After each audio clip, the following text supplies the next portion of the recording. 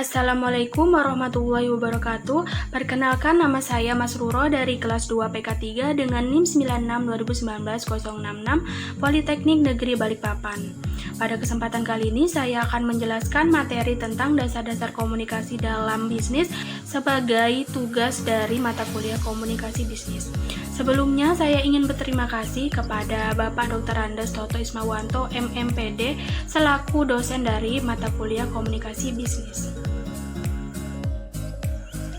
Di sini saya akan menjelaskan terlebih dahulu pengertian dari komunikasi itu sendiri. Menurut Kamus Besar Bahasa Indonesia, yang dimaksud dengan komunikasi adalah pengiriman dan penerimaan pesan atau berita antara dua orang atau lebih sehingga pesan yang dimaksud dapat dipahami. Nah, dalam komunikasi ini terdapat beberapa elemen, yaitu 1. Sumber informasi, yaitu adalah orang yang menyampaikan pesan. Yang kedua, ada encoding, yaitu adalah suatu proses di mana sistem pusat syaraf sumber informasi memerintahkan untuk memilih simbol-simbol yang dapat dimengerti dan dapat menggambarkan pesan. Yang ketiga, ada pesan, yaitu adalah segala sesuatu yang memiliki makna bagi penerima. Pesan ini dapat berupa kata-kata, ekspresi wajah, tekanan suara, atau penampilan. Yang keempat, ada media, yaitu adalah cara atau peralatan yang digunakan untuk menyampaikan pesan kepada penerima. Media tersebut dapat berupa surat, telepon, email, dan lain-lain. Yang kelima, ada decoding, yaitu adalah proses di mana penerima pesan menginterpretasikan pesan yang diterimanya sesuai dengan pengetahuan, minat, atau kepentingannya. Yang keenam, ada feedback atau umpan balik, yaitu adalah respon yang diberikan oleh penerima pesan kepada pengirim pesan sebagai tanggapan atas informasi yang dikirim sumber pesan. Yang ketujuh, ada hambatan, yaitu adalah berbagai hal yang dapat membuat proses dari komunikasi ini sendiri tidak dapat berjalan dengan efektif. Nah, tadi kan saya sudah menjelaskan pengertian dari komunikasi. Sekarang saya akan menjelaskan pengertian dari komunikasi bisnis.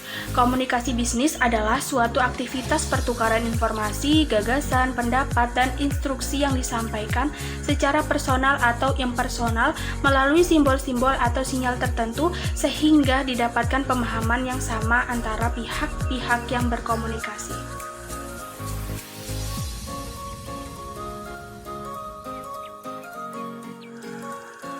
Tujuan komunikasi.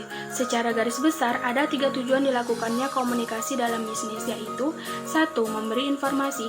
Dalam hal ini, informasi yang dimaksud adalah hal-hal yang berkaitan dengan aktivitas bisnis dengan berbagai pihak. 2. Melakukan persuasi. Persuasi adalah cara berkomunikasi yang digunakan untuk mempengaruhi dan meyakinkan orang lain. Persuasi sering dilakukan dalam aktivitas pemasaran agar orang lain terpengaruh dan membeli suatu produk, dan juga dalam penegasan konfirmasi pesanan konsumen agar tidak terjadi kesalahan pemesanan. 3. Melakukan kolaborasi. Kolaborasi adalah bentuk kerjasama, interaksi, kompromi pihak-pihak yang terlibat secara langsung dan tidak langsung yang menerima akibat dan manfaat. Dengan adanya komunikasi yang baik, maka kerjasama bisnis dapat dilakukan dengan lebih mudah. Nah, tadi kan secara garis besar. Sekarang secara umum tujuan komunikasi meliputi 4 hal, yaitu 1. Perubahan sikap. Dengan adanya komunikasi, komunikator berharap akan ada perubahan sikap dari komunikan. Perubahan sikap ini terkait dengan bagaimana si komunikan bersikap pada situasi tertentu setelah mendapat pesan dari komunikator. Yang kedua, ada perubahan, yaitu perubahan pendapat terhadap sekitar, terhadap sesuatu hal atau produk dari komunikan, sehingga membuat komunikan mempunyai positive thinking terhadap produk atau segala sesuatu yang disampaikan oleh komunikator. 3. Perubahan perilaku. Dengan adanya komunikasi, komunikator berharap perilaku di komunikan akan berubah menjadi lebih baik atau positif. Yang keempat, ada perubahan sosial. Dengan adanya komunikasi, akan terjadi perubahan sosial dalam lingkungan sekitar dari komunikator maupun komunikan. Lingkungan sosial diharapkan menjadi lebih kondusif.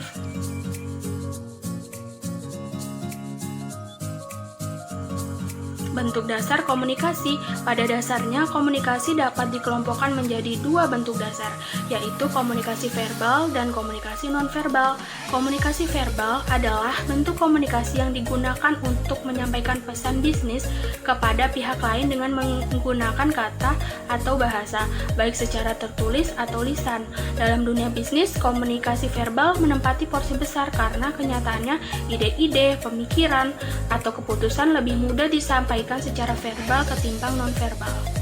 Kemudian ada komunikasi nonverbal, yaitu bentuk komunikasi yang digunakan untuk menyampaikan pesan tanpa kata terucap dan tertulis. Komunikasi nonverbal memiliki sifat kurang terstruktur sehingga sulit dipelajari, spontan dalam hal penyampaian pesan, efisien, dan reliable.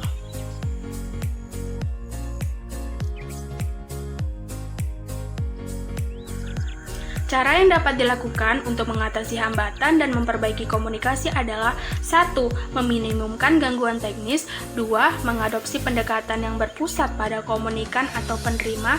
3. Menyesuaikan keterampilan bisnis. 4. Memberikan dan merespon umpan balik yang konstruktif. 5. Menjadi sensitif pada etika bisnis. Dan 6. Memanfaatkan teknologi. Sekian penjelasan dari saya, kurang dan lebihnya mohon dimaafkan. Assalamualaikum warahmatullahi wabarakatuh.